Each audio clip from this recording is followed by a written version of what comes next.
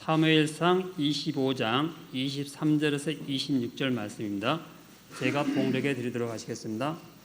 아비가일이 다윗을 보고 급히 나귀에서 내려 다윗 앞에 엎드려 그의 얼굴을 땅에 대니라. 그가 다윗의 발에 엎드려 이르되 내 주여 원하건대 이 제약을 나 곧 내게로 돌리시고 여종에게 주의 귀에 말하게 하시고 이 여종의 말을 들으소서. 원하옵나니 내 주는 이 불량한 사람 나발을 개의치 마옵소서. 그의 이름이 그에게 적당하니 그의 이름이 나발이라. 그는 미련한 자니이다. 여종은 내 주께서 보내신 소년들을 보지 못하였나이다. 내 주여 여호와께서 살아계심을 두고 맹세하노니 내 주도 살아계시거니와 내 주의 손으로 피를 흘려 친히 보복하시는 일을 여호와께서 막으셨으니 내 주의 원수들과 내 주를 헤아려 하는 자들은 나발과 같이 되기를 원하나이다. 아멘. 맞습니다. 다른 게 태풍이 아니라 이렇게 연휴가 오면은 태풍가 돼서 올 설은 어떻게 되는가 봤더니는 올 설도 비슷해요. 내년 추석은 어떻게 되는가 봤더니는 내년 추석도 똑같아요. 그래가지고 참 연휴 없이 살면 안 되나 뭐 그런 생각도 드는데요. 잘들 보내고 오셨죠? 이제 서해안 고속도로 타면 항상 막혀요. 그래도 자전거 속도로만 가도 되는데 사람이 걸어가는 속도로 가니까 얼마나 답답합니까? 한 40km만 더 가면 되는데 답답한 마음에 안 될 거라는 확신을 가지고 하나님 지금부터 부안 톨게이트까지만 뻥 뚫려서 싱싱 달려가면 안 되겠습니까? 안 믿었어요. 근데 정말 그랬으면 좋겠더라고요. 그 기도가 끝난과 동시에 길이 뚫린 거예요. 뭐 서서히 뚫린 것도 아니야. 그냥 빵 뚫려가지고 140km 얼른 가불자고 막혀 있으니까 신나게 달려가지고 이제 처가까지 어렵지 않게 갔는데요. 왔다 갔다 하시느라 고생들 많이 하셨습니다. 오늘은 이제 아주 슬픈 구절이 하나가 있죠. 우리 모두에게 정해진 것입니다만은 1절에 보니까 사무엘이 죽음에 그랬어요. 이제 주석학자들이 사무엘의 삶을 연구해 놓은 바에 따르면은 태어날 때가 기원전 1100년 태어나죠. 그래서 죽을 때가 83년, 83세, 1017년, 1000이 이제 17년 기원전 이때쯤 죽었다 이렇게 얘기를 하죠. 그러면 이제 몇 년을 섬긴 겁니까?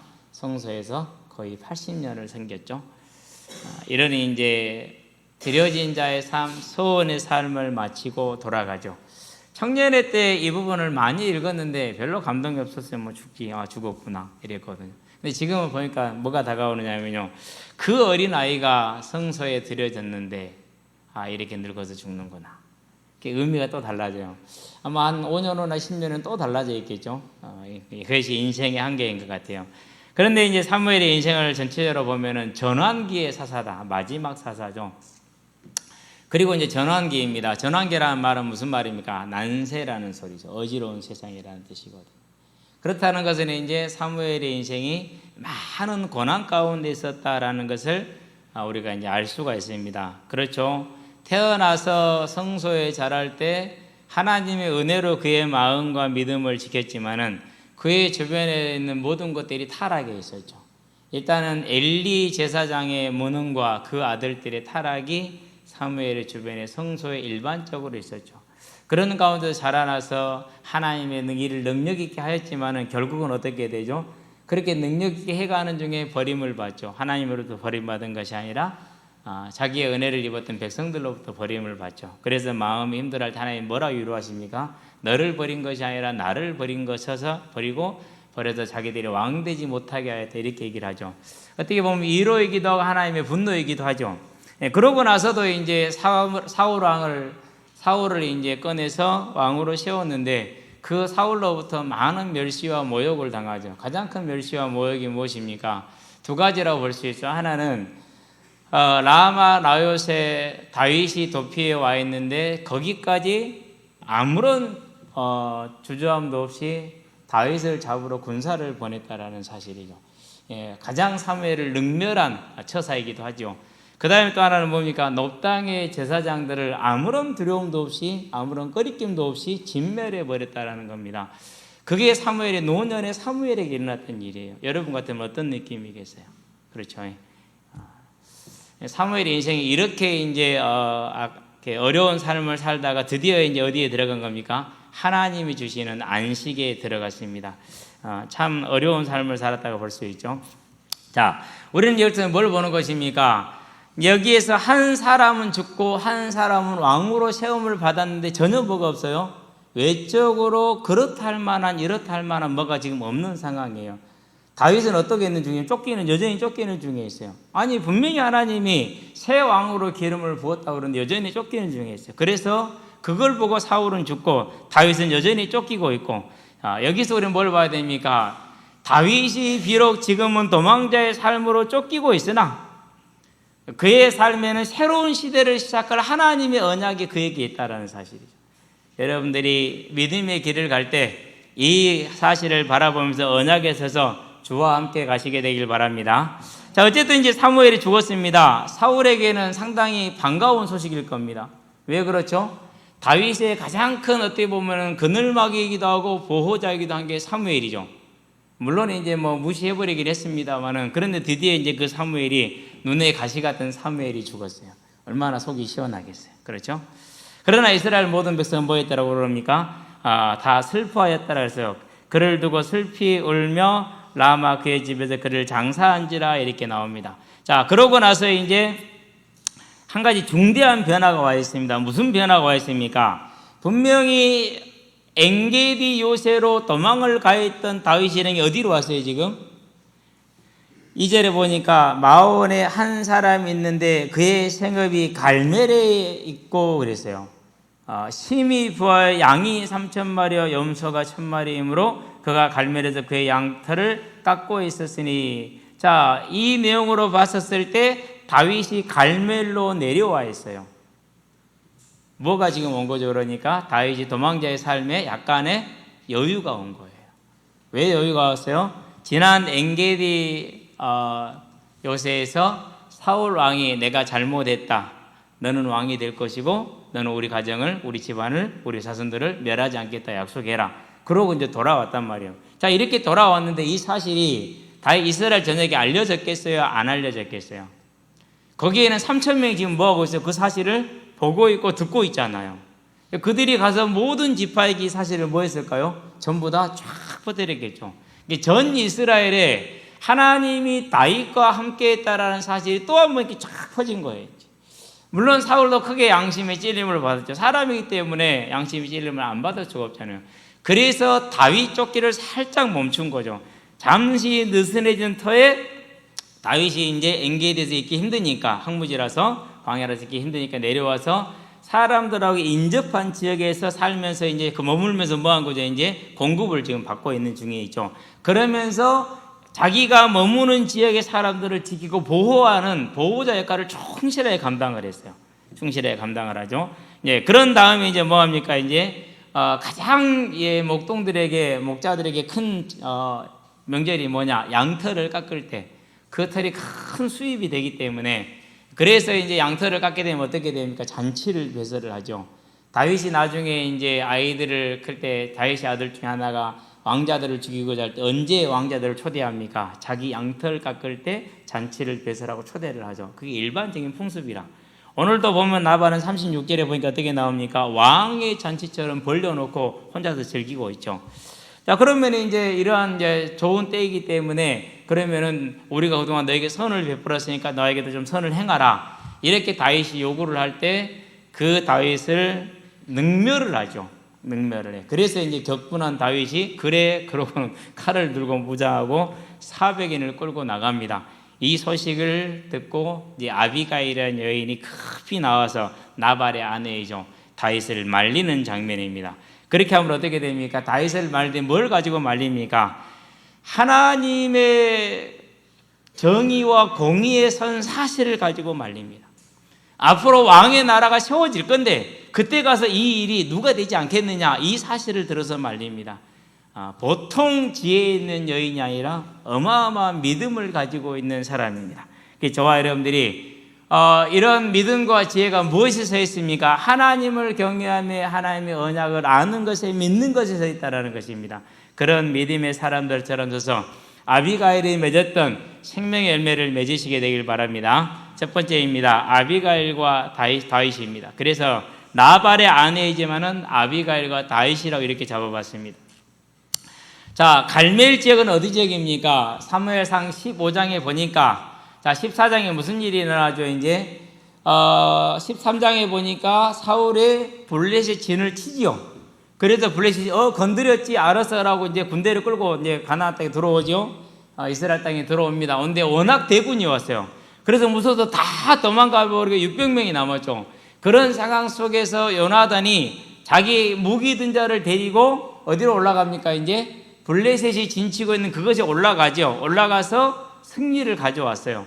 그리고 이제 큰 승리를 거두는데 누구로 말미암은 승리입니까? 요나단의 믿음을 통한 하나님이 주신 승리이죠. 자, 그 승리를 얻고 사울이 어떻게 하느냐? 그 승리를 얻었는데 거기다 자기 공적비를 세웠어요. 15장 12절에 보니까 자기 공적비를. 그러니까 사울왕이 얼마만큼 뭐라고 할까 하나님을 알지 못하는 무지에 빠졌는지 알 수가 있죠. 이제 그런 지역이 갈멜 지역입니다. 그럼 이 지역은 어디 지역입니까? 이 지역은 유다 땅에 속한 지역이죠.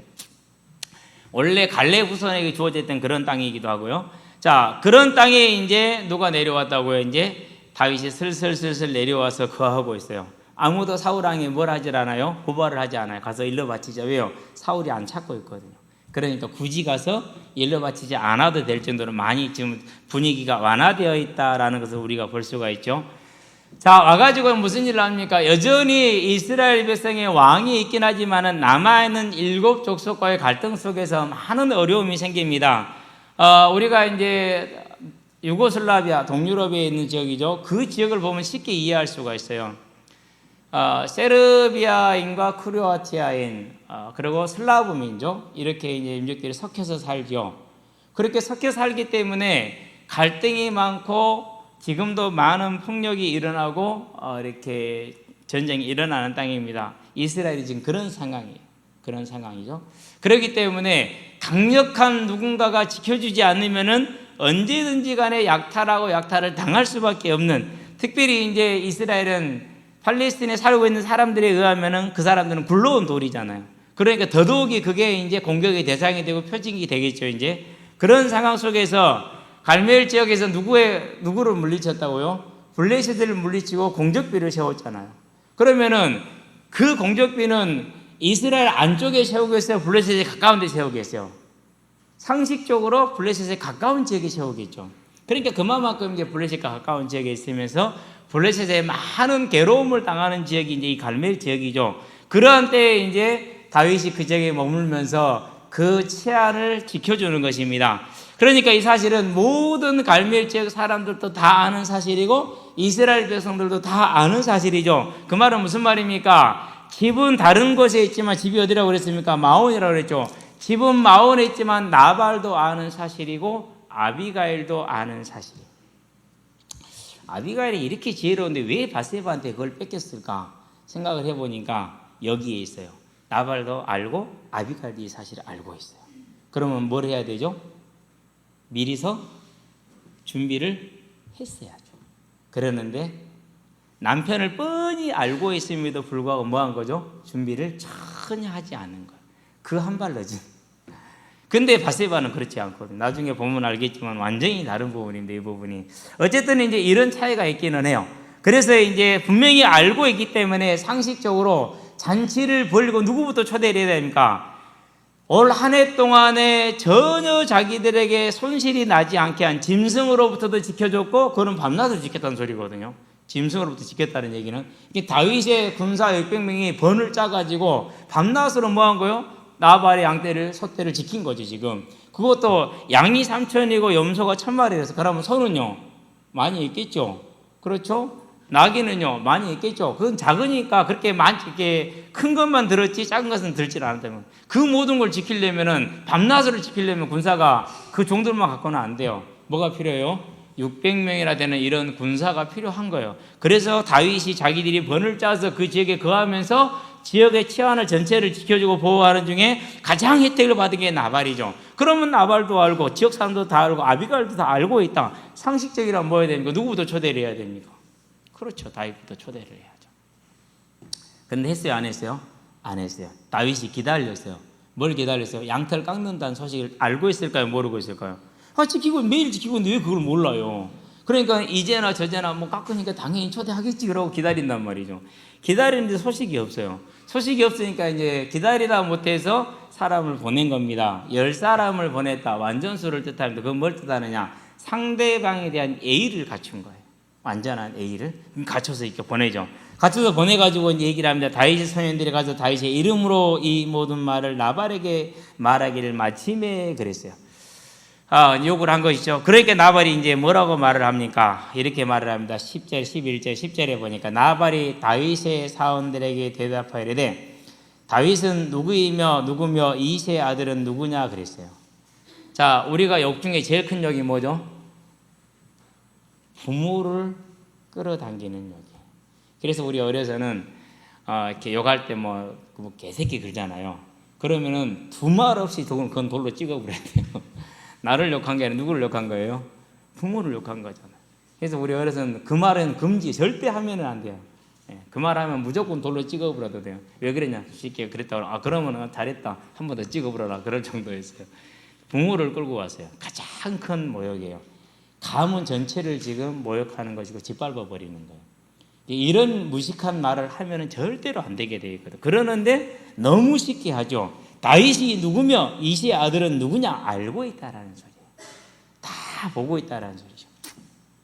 그러면서 말합니다. 요즘에 각기 주인에게서 억지로 떠나는 종이 많다 그래요. 다윗을 패역한 종으로 몰아붙였어요. 다윗을. 그 말은 무슨 말이죠? 하나님을 능멸한 거다 똑같아요. 다윗이 이렇게 된 것은 하나님이 그에게 기름을 분 하나님의 선택 때문에 그런 것이지 개인의 잘못을 그런 게 아니잖아요. 그렇죠? 그러는데 네가 억지로 주인을 떠났다 이렇게 말하면서 그를 선택한 누구를 모욕한 거예요? 하나님을 심하게 모욕한 거죠. 당연히 골리앗이 하나님을 모욕할 때 멈출 수 없었던 것처럼 당연히 멈출 수 없죠. 분노가 일어나겠죠. 그런 다음에 11절에 뭐라 말하니까 내가 어찌 내 떡과 물과 내 양과 털 깎는 자를 위하여 잡은 고기를 내 떡, 물, 내 양털 깎는 자 이렇게 얘기를 했어요. 다 누구 거예요? 다 내 거야. 예, 다 내 거야. 내 주머니 들어와서 다 내 거야. 착각 중에 착각이죠. 그렇죠? 자, 가져다가 어디서 왔는지도 알지 못하는 근본도 없는 사람. 그럼 다윗 집안이 근본이 없는 집안입니까? 아니잖아요. 바로 올라가면 누가 있어요? 룻이 있잖아요. 아직 룻이 생존해 있을 수도 있어요. 그 앞에 올라가면 누가 있어요? 라합이 있잖아요. 이렇게 어마어마한 집안인데 근본 없는 집안이에요. 자기 집은 누구 집안이에요? 3절에 보니까 그는 갈렙 족속이었더라 그랬어요. 갈렙, 여호수아 갈렙, 그 갈렙 족속이죠. 그렇기 때문에 이렇게 이제 무시를 하고 멸시를 하는 것입니다. 너무 심하죠? 이렇게 많이 멸시를 했어요. 그러면서 뭐라고 그럽니까? 다 자기 힘을 과시합니다. 근본 없는 자라면 자기 힘을 과시하죠. 자, 이렇게 할 때 다윗이 어떻게 됐습니까? 이제 더 이상 가만히 있을 수 없는 그런 이제 격분함이 일어났죠. 실수입니다. 다윗이 실수예요. 그런 격분이 일어났어요. 그래서 뭐랍니까? 일어나라, 칼을 차라. 400명은 칼을 차게 하고 200명은 소유를 지키게 하고 그러고 이제 군사를 끌고 출발을 합니다. 그런데 그 장면을 나발이 다윗의 사람들을 능멸할 때 누가 있었어요? 옆에서 나발의 하인들이 보았죠. 그러고는 그 하인들 중에 지혜 있는 자가 뛰어갑니다. 누구한테 갑니까? 이제 아비가일한테 뛰어가는 거죠. 그래서 한 하인이 그렇게 나옵니다. 14절이죠. 뛰어가서 자초지정을 설명을 합니다. 두 말도 않고 아비가일이 나선입니다. 그러면서 이제 급히 떡 200덩이 이랬어요. 600명이 먹을 수 있는 분량이 아니에요. 200덩이면 한 300~400명 정도. 한 가족이 4명을 기준으로 했을 때 3덩이를 필요로 하니까 한 300명 정도 먹을 수 있는 그런 이제 분량을 준비를 하지요. 왜? 시간이 없잖아요. 다윗이 지금 내려왔는데 와서 치는 것은 뭐 1시간도 안 걸릴 건데 뭐 해야 됩니까? 이따 있는 거 들고 나가야 되니까. 그런 다음에 포도주 2가죽 부대. 그럼 아마 우리가 볼 때는 2가죽 부대만 3마리에서 4마리 정도 될 겁니다. 잡아서 요리한 양 5마리, 볶은 곡색 5세야, 한 세야가 70리터입니다. 70리터? 많지 않습니다. 그러니까 건포도 100송이, 무화과 뭉치 뭐 200개, 건포도 100송이 해봤자 뭐 한 송이 한 사람도 한 사람이 한 송이 이상을 먹는 것이기 때문에 양이 많지가 않게 간소한 양을 준비를 합니다. 빨리 준비해가지고 신속히 준비를 해서 뛰어가죠. 그럼 가면서 뭐라고 그럽니까? 이제 가는 길에 다윗은 산에서 내려왔다. 곧 이제 나발의 진영에 양떼를 깎는 것이 거의 다 도착했다는 말입니다. 산길에서 만납니다. 다윗을 보고 급히 나귀에서 내려 다윗 앞에 엎드려 그의 얼굴을 땅에 대니라 그렇게 얘기를 했어요. 얼굴을 땅에 대었다라는 말은 무슨 말입니까? 이제 종이 왕을 대할 때나 주인을 대할 때 행하는 자세입니다. 네. 그래도 그 지역이 제일 부자잖아요. 사모님인데. 그 지역이 최고 갑부의 집안의 사모님이잖아요. 그렇죠? 그런데 뭐 한 거예요? 땅에다 머리를 조아린 거죠. 왜요? 지금 이 화난 400명의 사람을 막으려면은 어떻게 막을 수 있냐? 더군다나 보통 화를 내게 만들었어야지. 그가 다윗의 발에 엎드려 이르되 내 주여 원하건대 이 제약을 곧 내게로 돌리시고 요정에게 주의 귀에 말하게 하시고 이 요정의 말을 들으소서 원하옵나니 내 주는 이 불량한 사람 나발을 개의치 마소서 그의 이름이 그에게 적당하니 그의 이름이 나발이라 미련한 자리이다. 이렇게 나발 미련한 자라는 뜻입니다. 요정은 내 주께서 보내신 소년들을 보지 못하였나이다 라고 변명을 하긴 하죠. 그러나 이 변명도 좀 구차한 변명이긴 하다. 이미 알고 있었기 때문에 당연히 먼저 손을 썼어야 되는 게 아비가일이 해야 될 내조에 해당됩니다. 그런데 이제 여기까지 왔다라는 것은 아마도 나발이 안 들었을 가능성도 크다라고 생각이 들기는 해요. 그런데 어쨌든 간에 이렇게 와서 이제 자기에게 허물을 돌리면서 다윗의 길을 일단 막죠. 화난 사람한테 일단 뭐라고 하면 돼요? 미안하다 하면 일단은 전후 사정을 떼어놓고는 일단은 뭐 할 수 있어요? 그 화를 막을 수가 있죠. 그러고 이제 계속해서 이제 설득을 해 나갑니다. 뭐라고 설득을 해 나갑니까? 내 주여 여호와께서 살아계심을 두고 맹세하노니 내 주도 살아계시거니와 내 주의 손으로 피를 흘려 친히 보복하시는 일을 여호와께서 막으셨으니 그랬어요. 이건 정당성이에요. 지금 다윗 당신이 하고 있는 일은 하나님이 금하시는 일입니다라고 분명한 믿음의 사실인데 이걸 어떻게 표현을 하죠? 정말 아름답게 표현을 하죠. 듣는 사람으로 하여금 멈출 수밖에 없도록 표현을 해요. 뭐라고 말합니까? 자, 내 주에서 내 맹세하거니와 내 주도 살아계시니와 살아계신 하나님을 두고 맹세하는데 당신도 살아있겠니와 우리가 지금 살아있는 게 뭐냐? 내 주의 손으로 피를 흘려 친히 보복하시는 일을 여호와께서 막으셨다. 금하시는 것이다. 그래서 하나님이 나를 보냈으니까 내 말을 들으라. 이렇게 설득을 하는 것입니다. 그런데 다윗의 자존심을 건드려요, 안 건드려요? 한 부분도 안 건드려요. 이 말이라는 게 이렇게 지혜롭고 중요한 것입니다. 그렇죠? 자, 내 주의 원수들과 내 주를 해하려 하는 자들은 나발같이 되기를 원하나이다 그랬어요. 여기 말은 무슨 말입니까? 무서운 말이에요, 실은. 하나님이 그를 용서하지 않을 거라는 것이죠.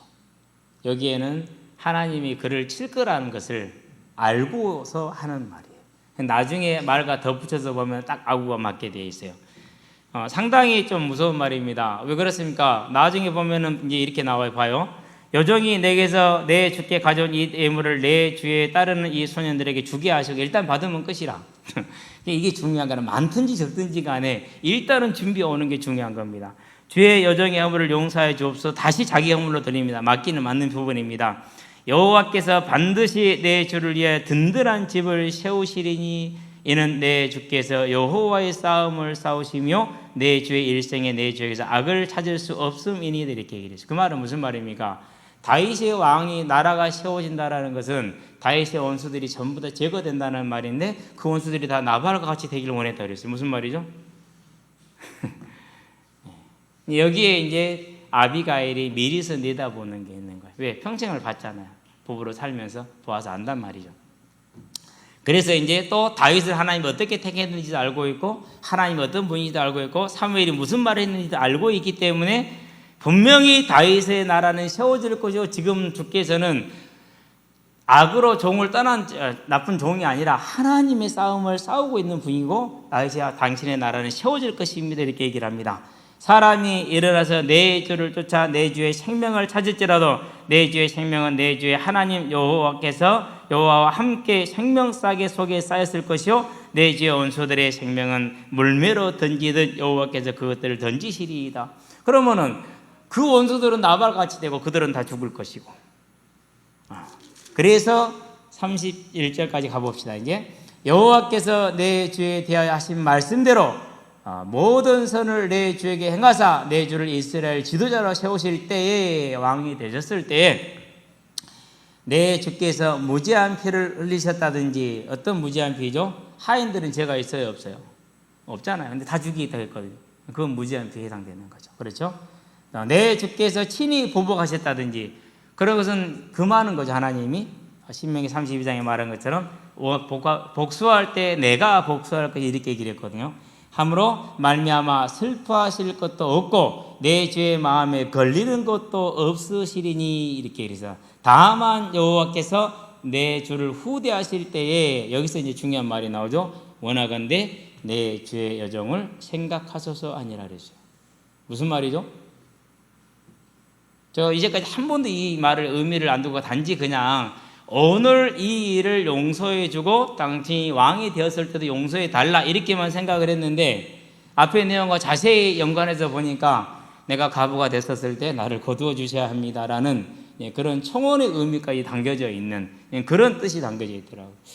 대단한 여인이구나. 대단한 정도가 아니라 영적인 분명한 사실에 서니까 이러한 미래까지 분명히 내다보는 확신에 서는 거라는 걸 보게 됩니다. 자, 이렇게 해서 뭐합니까? 이제 다윗이 범죄한 것을 막는 중요한 역할을 했어요.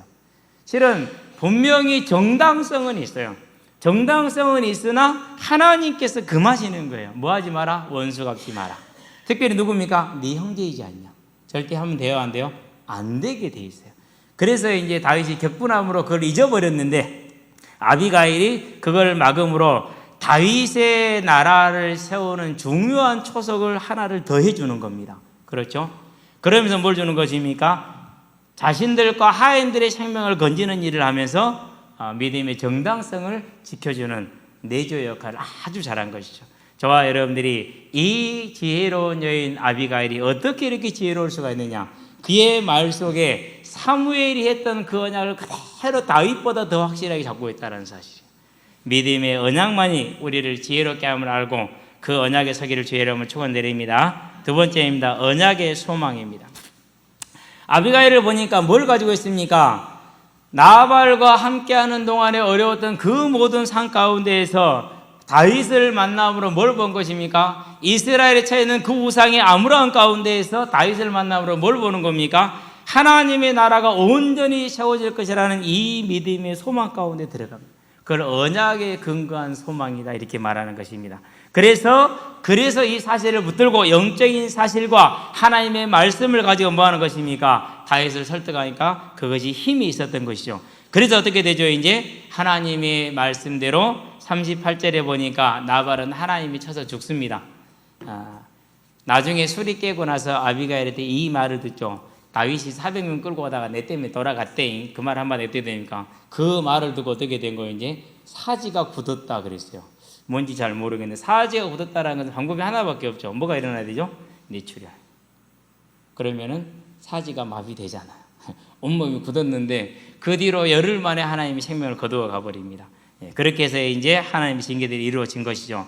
우리는 여기서 뭘 봅니까? 정말 하나님이 원하시는 것이 무엇인지 그 모욕과 수욕을 다윗이 못 참았는데 참을 수 있도록 해준 것이 아름다운 일이었죠. 자, 그래서 이제 다윗이 어떻게 됩니까? 미갈이 부탁했던 대로 7일간의 장례 기간이 끝나니까 사람들을 보내서 아내를 취하죠. 근데 아내를 취하는데 그냥 취한 게 아닙니다. 44절에 보니까 뭐라고 말합니까? 사울이 그의 딸 다윗의 아내 미갈을 어디입니까? 갈람입니까? 갈림입니까? 사는 라이스의 아들 발디에게 주었다라 그랬어요. 그러니까 다윗이 뭐가 되는 거예요? 이제 억지로 또 마누라 잊어버렸어. 그래서 마누라 잊어버리고 새로운 위로를 얻게 되죠. 그 정도가 아닙니다. 뭐가 중요합니까? 분명하게 믿음을 가지고 있는 이 지혜로운 자를 뭐 한 거예요? 내조자로 든 거예요. 가장 지금 어려운 시간표에. 그것이 사람에게는 복이 되겠죠. 그런데 어떻게 됩니까? 이제 가만히 보니까 나발에게는 자녀가 있다 없다? 자녀가 없어요. 그러면은 나발의 모든 소유가 누구 것이 된 거죠? 이제 아비가일을 통해서 다윗의 소유가 되죠. 그래서 다윗이 이제 앞으로 생활을 해 나가는 데 있어서 큰 힘을 얻게 되는 것입니다. 순간의 격분으로 실수할 뻔했지만은 그 간절한 아름다운 충고를 듣고 돌아섬으로 인해서 어떻게 됩니까? 이제 다윗은 여러 가지 선한 열매를 얻는데 그 중에 제일 큰 열매가 뭡니까? 이스라엘의 모든 이스라엘 소문이 다 퍼졌어요. 어떤 소문이 퍼졌습니까? 갈멜 지역에 살던 마온 지역에 살던 나발이 하나님이 쳐서 죽었대. 근데 연유가 이렇고 저렇대. 역시 하나님이 누구와 함께 하셔요? 다윗과 함께 한대. 부인할 수 없는 또 하나의 증거를 더하면서 앞으로 이루어갈 다윗의 나라에 좋은 증거가 되고 초석이 이루어진 거죠. 메시아 언약을 위해서.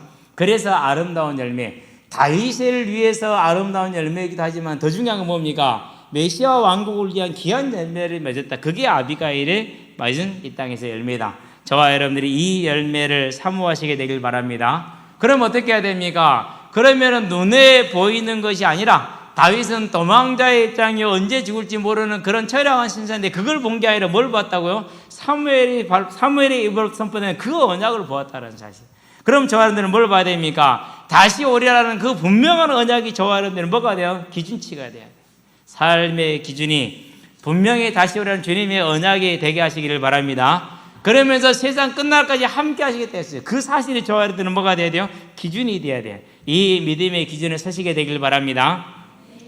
우리가 이 사실을 가지고 나아갈 때 저와 여러분들은 뭘 수 있습니까? 하나님이 하시는 하나님의 일 가운데 그 궤도에 탈 수가 있어요. 하나님이 이것을 이루어 주시옵소서 우리는 기도를 하죠. 그 기도의 실내용은 뭡니까? 우리가 하나님 행해가는 그 길에 있게 하여 주시옵소서. 이것이요. 오늘 우리 이제 찬양대 찬양했는데 어디 무슨 찬양이요? 자리를 다시 비워두고 주님을 기다린다 이렇게 얘기죠. 그럼 주께로 다시 돌아갔다는 소리가 되는 거거든요. 저와 여러분들이 언약에 근거해서 거기에 따라서 눈에 보이는 것이 아니라 하나님의 말씀을 따르는 선택을 해 나갈 때 하나님이 하시는 일을 볼 수가 있고 따라갈 수 있다는 사실을 기억하죠. 그 믿음에 서시게 되길 바랍니다. 예수님이 그렇게 행하셨어요.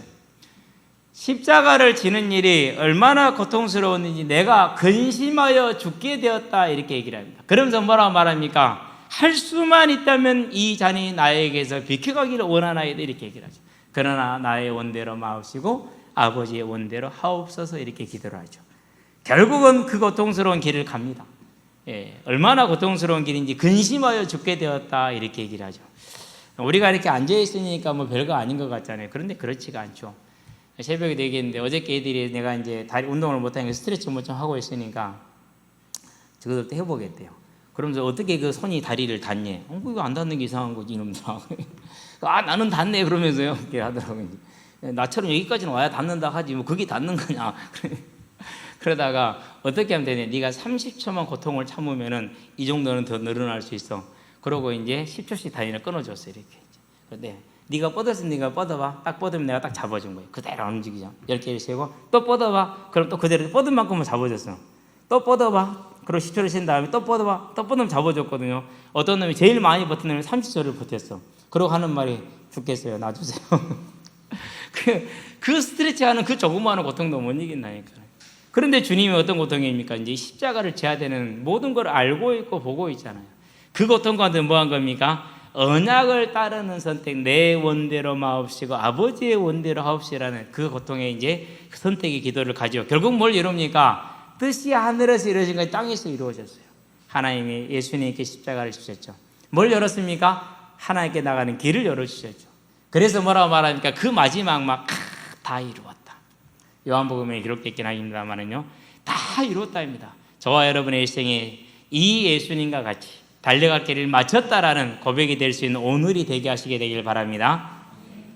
그래서 뭘 열었습니까? 너희가 각각 회개함으로 예수를 그리스도로 고백하여 죄 사함을 받고 성령의 선물을 받으라라는 그 열매를 남겨놓으신 것이죠. 그 다음에 또 누구를 봅니까? 스데반 집사를 봅니다.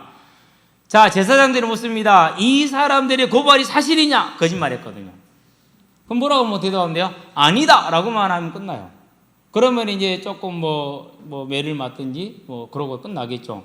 그런데 그렇게 하지 않았어요. 어떻게 했어요?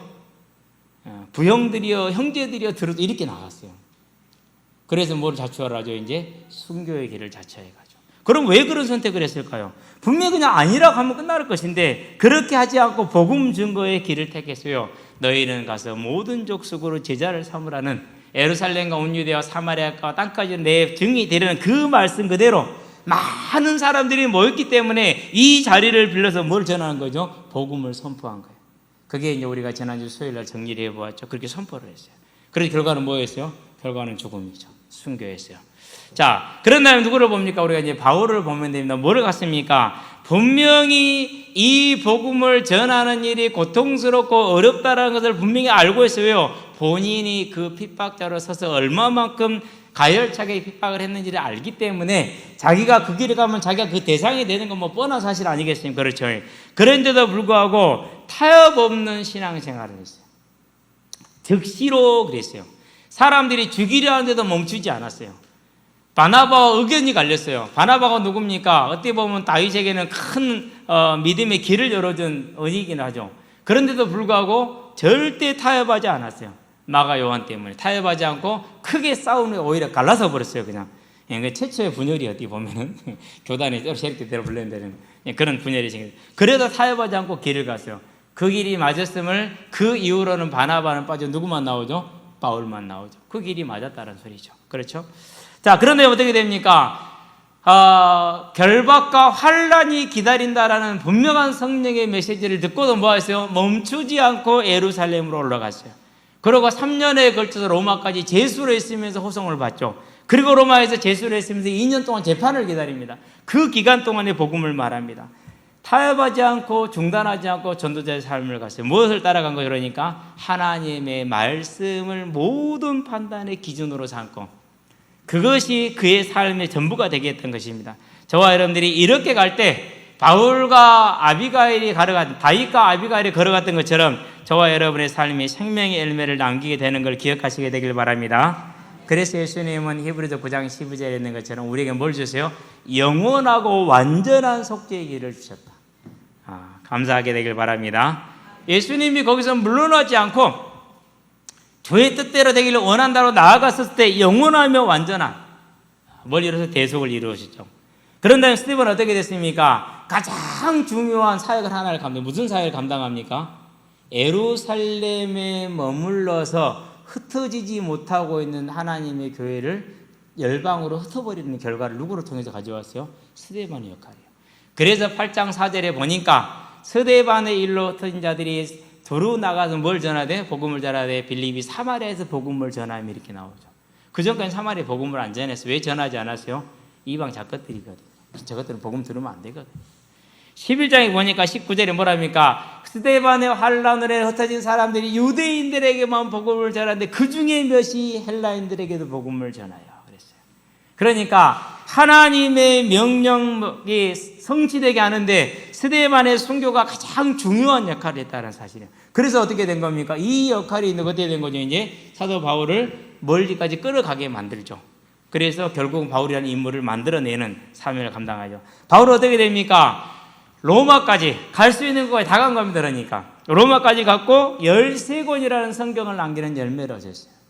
언제 얻었다고요? 아비가일이 언제 생명을 얻었다고요? 하나님의 언약에 근거한 믿음을 가지고 나갈 때. 저와 여러분의 오늘이 아무 일도 없고 별일 없잖아요. 그렇죠? 이래도 별일 없고 저래도 별일 없어요. 그러나 하나님의 일은 여전히 진행 중에 있다라는 것. 오늘 아비가일과 다윗과 같이 예수님과 스데반과 바울과 같이 하나님의 역사를 이루는 삶이 되게 하시기를 바랍니다. 결론입니다. 천국 복음입니다. 오늘 그러면 어떤 일상을 살아야 할 것이냐? 연휴를 마치고 이제 평상시 삶으로 돌아왔는데요. 저와 여러분들이 오늘 하루의 삶이 또한 주님께서 우리에게 명령하신 명령이 곧 언약이 우리의 길이 되게 해라. 그래서 언제나 매일 매 순간 점검할 게 뭡니까? 나에게 복음이 무엇이냐? 점검해야 됩니다. 예수가 복음이냐? 안 그러면은 다른 것이 복음이냐? 그런데 뭘 점검해야 됩니까? 나에게 언약이 무엇이냐? 응답이 뭐냐? 점검해야 됩니다. 항상 점검해야 돼요. 그래서 내가 뭘 바라고 있는지를 살펴서 사단에게 속지 않도록 저와 여러분들에게 언약은 저와 여러분들에게 응답은 다시 이르라는 언약입니다. 그 말씀이 응답이요 그 말씀이 언약이 되게 하시게 되길 바랍니다. 그러면 뭐가 나옵니까? 그러면은 거기에서 소명이 나오고 소망이 나옵니다. 소망은 뭐고 소명은 뭡니까? 저와 여러분들을 주님 오시는 그날까지 달려가게 하는 새로운 힘이죠. 뭐라고 갖다 그랬어요? 돛대와 같다 이렇게 해서 우리를 거기까지 끌고 가는 힘이 있다고 그랬어요. 그래서 저와 여러분들이 매 시간마다 언제든지 간에 나에게 복음이 무엇이고 나에게 주어지는 언약과 응답은 무엇이며 그러면 나의 소망은 무엇이고 나의 소명은 무엇이고 나의 충성은 어디에 있어야 될 것인가를 확인하시게 되길 바랍니다. 그렇게 될 때 매일매일의 삶에 생명의 열매를 남기게 될 것이다. 이 생명의 열매를 누리시게 되길 바랍니다. 그래서 저와 여러분들은 뭐 하는 것입니까? 이 생명의 열매를 남기는 지혜로운 사람이 되되 아빌가일과 같은 그런 사람이 되기를 바랍니다.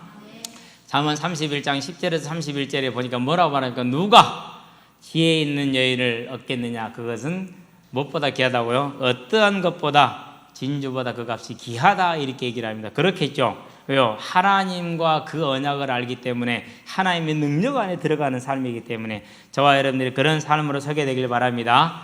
그래서 다시 확인하는 게 뭡니까? 주님은 다시 오실 것이다. 아멘. 그 일을 누구를 통해서 이루신다고요? 저와 여러분의 오늘 일상을 통해서 이루시는 걸 보게 되길 바랍니다. 그래서 오늘 하루도 또 이번 한 주간도 저와 여러분들이 이 언약을 성취하는 전도자로 서기를 주의 이름으로 축원드립니다. 기도하겠습니다. 살아계신 아버지 하나님, 아비가일의 지혜를 보면서 철을 날카롭게 하는 그 믿음의 사람들을 보면서 우리가 주님을 따라 스데반을 따라 바울을 따라 오직 다시 오리라는 주님의 언약을 향해서 오늘 할 수 있는 전도자의 사명을 감당케 하시되 예수님과 같이 스데반과 같이 바울과 같이 감당함으로 우리의 삶이 하나님의 나라를 이루는 생명을 살려는 삶으로 이 복음을 전하는 삶으로 다시 오려는 주의 언약을 이루는 삶으로 우리에게 받은 응답을 성취하는 삶으로 설 수 있도록 구할 때마다 새 힘과 능력을 더하여 주시기를 그리스도신 예수의 이름으로 기도합니다. 아멘.